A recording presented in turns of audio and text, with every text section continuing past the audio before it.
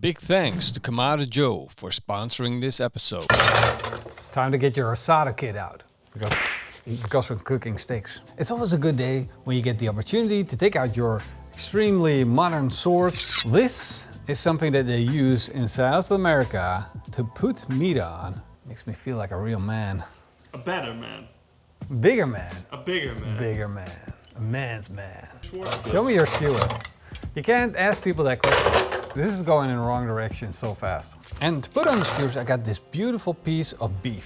This is a chuck steak roast. That means it's a giant piece of chuck steak. The thought behind it is, why not mix it up? Do I always need to put a picanha on a skewer, or can I mix things up and take something else? Something that is cheaper and might be just as enjoyable as picanha, and will cost me half the price, maybe even a third. As you can see, this is a beautiful chunky piece of meat with a good amount of intramuscular fat and with a dark red color, which means it's gonna have a lot of flavor, it's gonna be very juicy, but this piece is known for being a bit tougher than what you're used to with a steak or with a picanha. So you won't get the same experience, however, you might not be disappointed. Well, let's find out together. And of course, asado style grilling is going to be done on a charcoal grill. Now this is a beautiful example of what you're going to need. Something that can hold my skewer and make the outside of my steaks beautiful, crispy and tasty. First I'm going to remove my slow roller setting. Then I'm going to lower the lid to the regular setting. Add some Kamado Joe Big Block, put in a couple of fire starters and light it up. Once the charcoal's lit, I'm going to put in a grill grate. I'm going to set my grill grate to the lowest position so I can use it to cook in a pan that I need for a side dish later on. Time to whip up my steak and cut it into big chunks. I'm looking for nice big squares, but can we take a little moment to appreciate the intramuscular fat that sits inside this steak? It is absolutely freaking gorgeous. And I'm cutting it into cubes so it sits easily on my skewer. Cooking asado style means using salt. Basically, that's all the seasoning they'll need.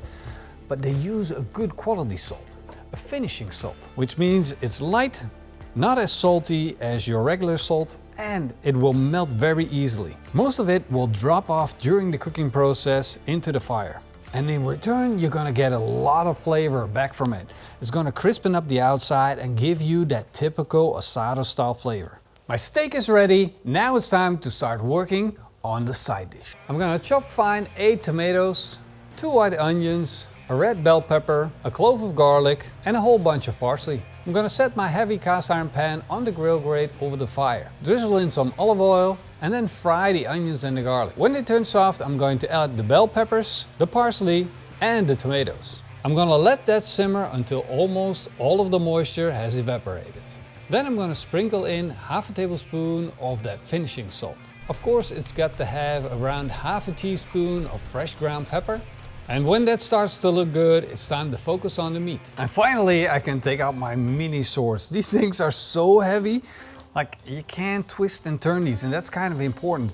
The V shape that this thing got is bringing it a lot of strength, but at the same time, it's got to have that thickness so it won't twist. And when you got that covered, you got the perfect skewer for asado style grilling. Stick these big chunks of meat on. These look like giant kebabs. In every part of the world they have a different version of this, but this is a South American style doing things. And they got it figured out, let me tell you that. Best looking kebabs you'll ever have. So far putting on the chuck steak seems to work out really well because this has got a really even surface and that's gonna work out in the end when I need to slice it. For now, let's just put it on the grill. Skewers goes on straight over the heat. And of course I'm gonna check to see how my veggies are doing. Look at that. We're getting rid of that moisture. It's really evaporating. This really has no name. It's just a really good tasting side dish. It's almost like a pasta sauce. Either way, it's gonna be thick, it's gonna be creamy, and it's gonna be tasty and healthy. The sauce has become nice and thick. Look at how rich and creamy that is. So it's time to take it off. Let's perform the quick taste test to see how this turned out. But look at it, so amazing. And I never get excited about veggies in particular, but when I see things like this, I just know it tastes good. That's fantastic. Everybody should cook veggies like this. Let's take a look at the skewers, see how they're doing. Wow, beautiful crust. Look at that. the sizzling on that steak. We got some amazing Maillard effect. And that's what asado style cooking is all about. Just think about those picanhas and steaks roasting over fire, crispening up, a little bit of that salty meat. That is so amazing, that flavor. And we're creating the same thing, but just with a cheap cut of meat. And if you've ever been to a Brazilian restaurant, like a churrascaria, then you recognize a pan like this. This is a pan specially made for skewers like this. You can set it in. There's even this hole that aligns with the V shape of your skewer. And the guys that work in the restaurant put the skewer in at your table and then start slicing. Just these little crunchy bits that taste so good. All that juiciness and all that goodness, and feed it to you. But since there's no one here. I'm here. Yeah, but you're holding the camera, so that doesn't count. Let's slice off the outside so this can go back on the grill and continue to cook. Now imagine just having a party with your friends and family, showing up with this at the table. And when you start seeing the pink parts, it's time to put it back on the grill and let it continue to cook.